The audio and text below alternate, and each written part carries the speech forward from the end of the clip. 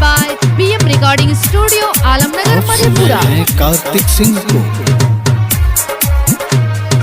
पचोर भैया के बहिनिया होते भोरैया उड़ जइहा चिड़ैया।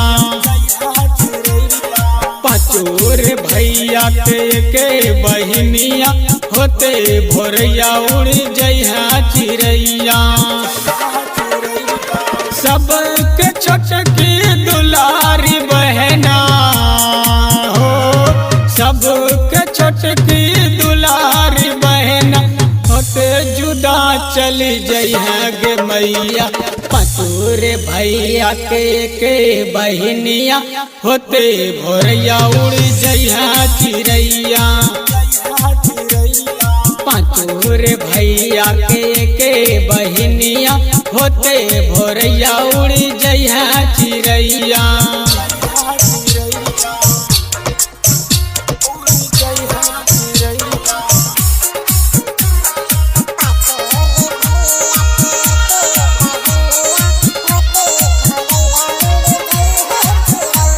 Presented by BM Recording Studio, Alamnagar Madhepura.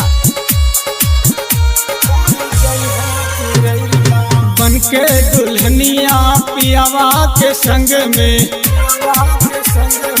बनके दुल्हनिया पियावा के संग में रंग जइहा जाके वो ससुरा के रंग में। कहे छो बड़का भैया के बहना, कहे छो बड़का भैया के बहना विदाई के बात सोची फटे छो छटिया। पचोर भैया के बहिनिया होते भोरैया उड़ जइहा चिड़ैया।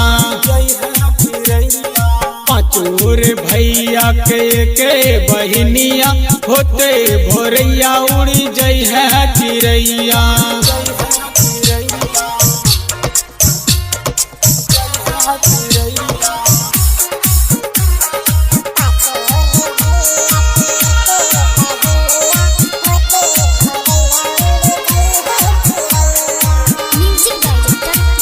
Presented by BM Recording Studio, Alamnagar Madhepura.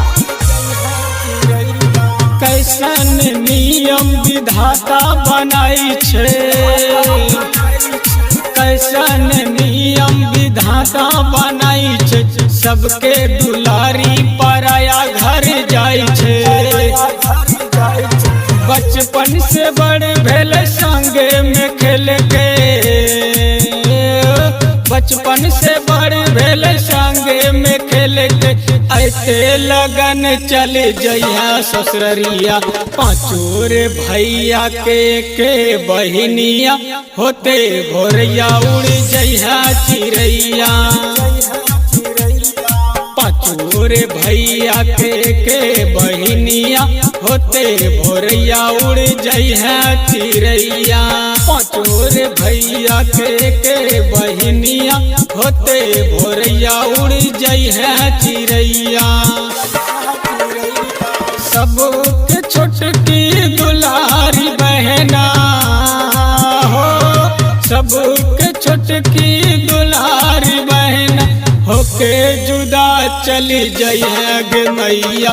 Pachore भैया के बहिनिया होते भोरैया उड़ जइहा चिड़ैया। पचोर भैया के बहिनिया होते भोरैया उड़ जइहा चिड़ैया।